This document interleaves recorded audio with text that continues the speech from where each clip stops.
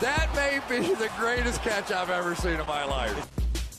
Alright guys, I want to let everyone know I am recording this video before week 17 kicks off. So if we see anything in week 17 that does not make sense, if I just completely overlook an injury or a blow up performance, please keep that in mind. But we already have 16 solid data points of games where we can go through and we can review. So I'm sure that this is going to be relevant 100% of the time regardless. And before we get into the video, I want to thank everyone for allowing us to pass 2,000 subscribers. Absolutely massive. It took me literally like 18 months to get to 2,000 subscribers on our original channel. So the fact that we did it in pretty much a month on this channel is huge. But that's it. Let's get in here and let's talk about a wide receiver that I really did not like compared to most people in the Dynasty fantasy football community 12 months ago in JALEN REAGOR. Okay, guys. This is not necessarily something that's very important in talent evaluation, but I just want to give everyone a reference point that I've seen JALEN REAGOR play live in multiple games in his collegiate career. So I will say that while that does not make me any more qualified to go out there and talk about JALEN REAGOR's dynasty outlook, that does possibly raise some concerns with my bias against JALEN REAGOR. So I want to be 100% transparent in that. As y'all know, I'm graduating from the University of Texas.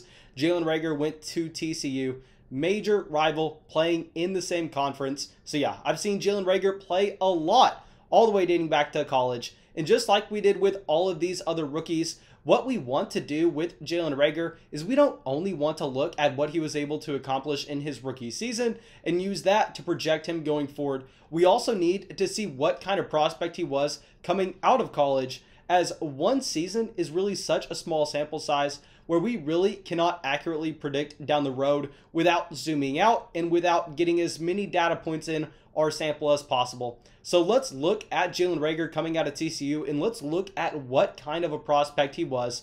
And he came in, and as always, the first thing that we need to make sure he checks is the age box. I hate to see when wide receivers come into the NFL at 23, 22 years old, looking at someone like a Van Jefferson in this past year's draft class, because what that tells us is outside of a JUCO transfer, outside of a player that dealt with injuries in his collegiate career and was just waiting to finally get an opportunity on the field to showcase his talent to be able to go to the NFL level, we really see a lot of players that have to stick around in college for 4 to 5 seasons to develop their craft to the point where they can finally be serviceable NFL players. And once that happens, really, there's not that much more space for you to continue to develop. Whereas if you already demonstrate the ability that you can play at the NFL level when you are 21 years old, from there, that is when you can take that next step up. That is when you can continue to develop as a wide receiver, and your ceiling is going to be naturally a lot higher.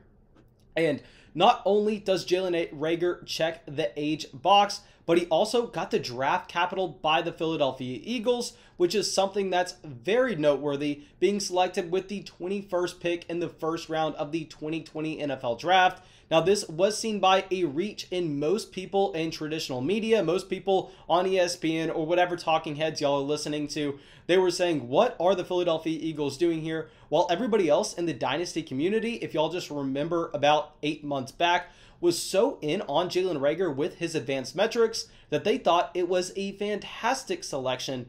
And that was because JALEN REAGOR had prototypical size at 5'11", 206 pounds, and he had decent athleticism, running a 4.47 at the NFL Combine, which put him in the 70th percentile in size-adjusted athleticism. And I'll say here, guys, I think the main thing that the people in the Dynasty fantasy football community missed out on with JALEN REAGOR is a ton of his hype going into the draft process was centered around his elite athletic profile.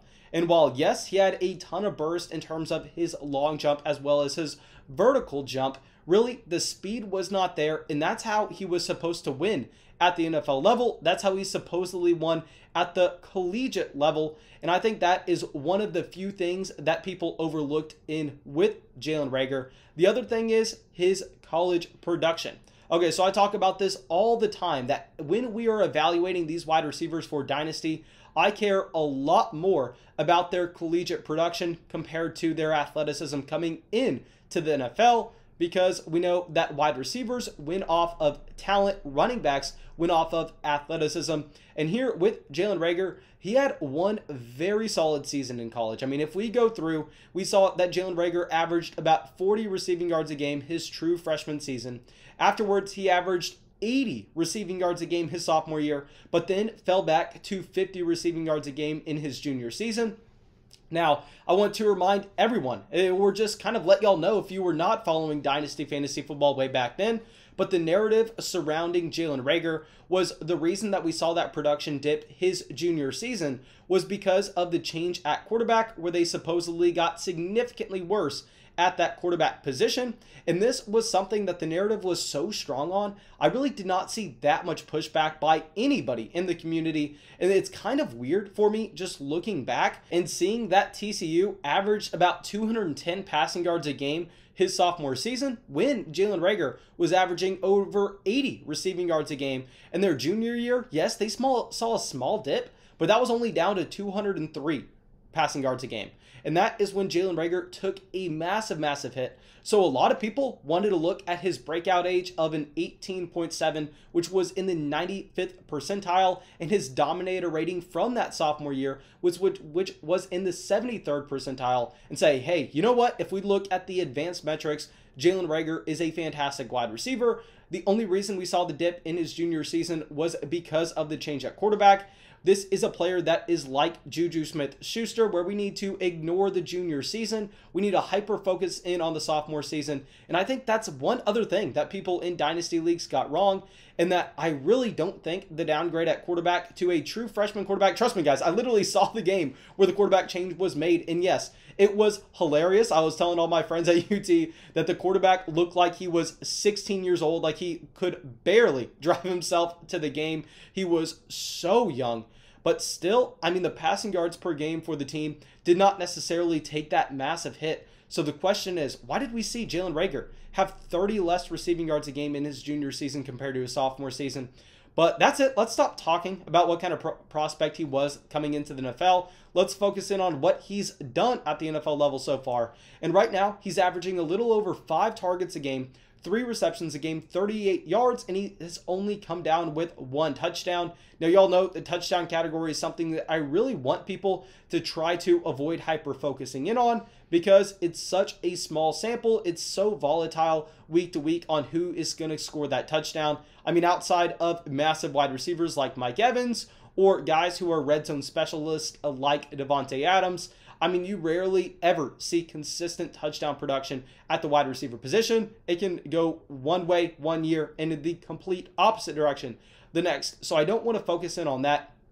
And I'll say 5 targets a game, 3 receptions a game, and almost 40 receiving yards a game is not something that makes us need to run away from Jalen REAGOR. The only concern I have for Jalen REAGOR is, why was he not able to see more targets? I mean, if you look at the other wide receivers in this offense, we have Alshon Jeffrey, we have Deshaun Jackson, we have Travis Fulgham, we have Greg Ward, we have J.J. Arcega-Whiteside. I mean, are you kidding me? Do y'all hear those names I just listed off? What, by far and away, the worst receiving core in the entire NFL. And Jalen REAGOR wasn't able to see a very high target share at all. But if we're trying to project how that target share may look like going forward, I mean, if we look at the leading players in receiving yards per game for this Philadelphia Eagles team, at 1, we have Dallas Goedert. Dallas Goedert has seen 524 receiving yards this season.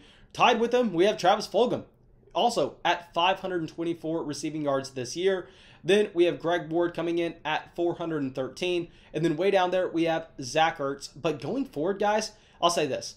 Dallas Goedert obviously locked into this offense. I think Dallas Goedert is going to be the key piece going forward on how Jalen Hurts and this offense decide to move the football downfield. Travis Fulgham is also on a ridiculously cheap contract for 2021, so I don't see Travis Fulgham going anywhere. On the other hand, Greg Ward, who has been one of Jalen Hurts' favorite targets as of late, looks like he should be gone after this season. And Zach Ertz, I am almost certain, is going to be cut after by far and away the worst season of his NFL career. So it looks like this team is going to get very cleared up for Jalen REAGOR to come in here and just have a ridiculous target share. Maybe see his version of what Terry McLaurin has in Washington.